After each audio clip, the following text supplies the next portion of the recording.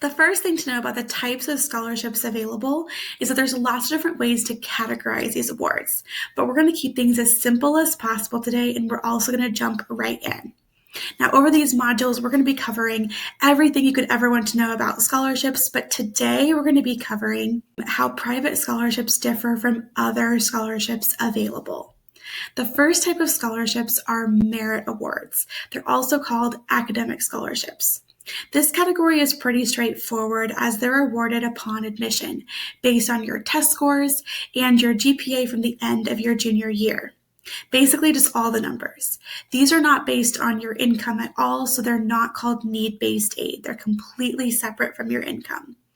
These are fantastic awards to research in advance because they're often renewable for additional years. That's a really easy financial answer for future years to come. And if you begin researching your top schools early enough, you can set goals for yourself before applying.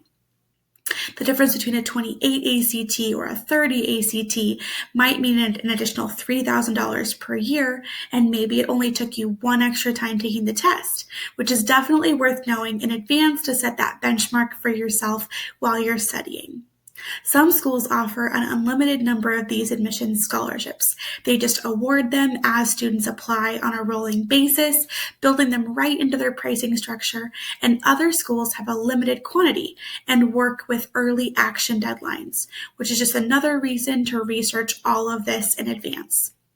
Each school varies based on when these awards are actually awarded to you, because rolling admissions will award merit scholarships as they're received, usually 30 to 90 days after admission, while an early decision deadline in November may hear back from merit awards anywhere from January through March.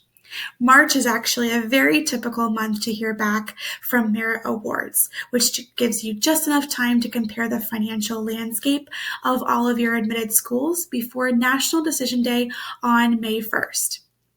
Just like the graphic here shows, they're often associated with priority scholarship deadlines, which also usually match a school's early admission deadline. So it's just really important to watch out for all these deadlines during the entire admissions process so you don't miss out on any money. Now, there's a lot of information out there about merit scholarships, and you can find that anywhere. But many of these specific answers are going to be based on your individual school, so it's really up to you to do your research and homework in advance. Since these specific awards are renewable, they have the most potential to have the long-term financial impact on your finances, so these are great to research in advance. Next, we have departmental scholarships. Now, these ones you should inquire about as soon as you receive an offer of admission. They have deadlines pretty early, usually in December or January. These scholarships typically require an additional application or essay, like asking you to detail your leadership experience, your community service work, or maybe your minority background. If you're interested in pursuing an honors program, you should research the scholarship options available through the Honors College. This usually involves maybe a book scholarship or a stipend for research with an honors professor. So these funds can just take shape in many different ways. You should also look into departmental scholarship opportunities of your future major. This is like a scholarship awarded to incoming marketing majors from the business department specifically. A student that I worked with last year, who was a family friend, she had pretty average grades and scores and really only received about $2,000 in merit or academic awards from her top school.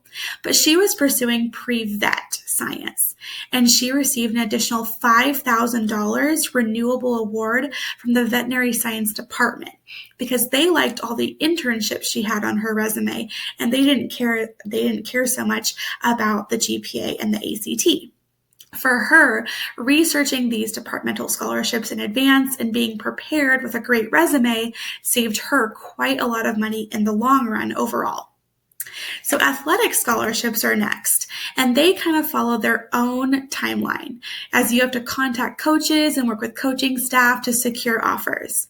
Since these funds are usually controlled and divided up between recruits by the head coach, there's usually very little information published about available scholarships, and admissions counselors typically have very little information too, beyond just like general statistics, because these funds are always in flux as they continue recruiting throughout the year. My biggest advice for pursuing athletic scholarships is to start very early. Contact coaches as early as possible to get maximum funds. Transfer scholarships are another strange one because there are typically limited awards available at each school. The general assumption with transfer scholarships is that you've already attended a school elsewhere to save money on core general education credits. So those colleges aren't super eager to hand out tons of scholarships to transfer students when they have the feeling like they're basically your second choice. And that brings us to private scholarships or outside scholarships, where we're going to be spending the rest of our time today. These are like the big mystery that everyone wants to crack. Where do you find these scholarships? And of course, we're going to be covering where you find those in future modules. These are privately offered through organizations outside the college. These scholarships are the true answer to an affordable college tuition because they can be applied to any school. They're not tied to a department or a region or a school. Applying to these usually requires an application and an essay. Some also ask for an activities resume to accompany the application too. These scholarships are set up through a company. Like, one fun fact is that attorney offices can actually receive continuing education credits by offering scholarships. So these scholarship applications are all reviewed by a committee of people, often the board of that company or a nonprofit group. These awards are usually just one time, so they're not always renewable like merit awards are, but you can apply to them year after year. There are also tuition discounts at private colleges and also work-study programs to chip away at that final price. But these are also all usually need-based aid, and we'll cover the FAFSA and the CSS profile a bit later. For now, my advice regarding need-based aid is that there are many families out there who don't believe they'll qualify for aid, so they just don't apply at all, when actually they'd be surprised what they would qualify for. And with 26% of students paying full price at college, this doesn't have to be you. Applying early for college and hitting those early priority scholarship deadline dates and applying to the FAFSA just in case, you can do everything in your power to avoid paying full price like over a fourth of students are currently doing. It's also worth noting that only 0.2% is receiving a full ride scholarship. And remember, these students aren't even receiving much, if anything, for housing and other costs. So a full ride scholarship isn't exactly our only goal here. We can actually kind of do better. The main takeaway here is to simply apply. I helped out with a local scholarship committee that was for a nonprofit, and 2 years in a row, we actually had scholarships go unawarded because there weren't enough people that applied. We had about 40 awards to award every single year. There were a couple years that we had not enough students apply. So the main takeaway here is to, again, simply apply. The competition is not as fierce as you would think, especially for local scholarships. What you see on your screen right now is actually a scholarship from 2019, and you can see there were only 13 entries, and this was a statewide scholarship. So the competition out there is not as fierce as you would think. And thankfully, our next module is all about how to find those local scholarships. Thank you for attending this class. Next, we'll be covering how to organize your scholarship list and how to find those local scholarships.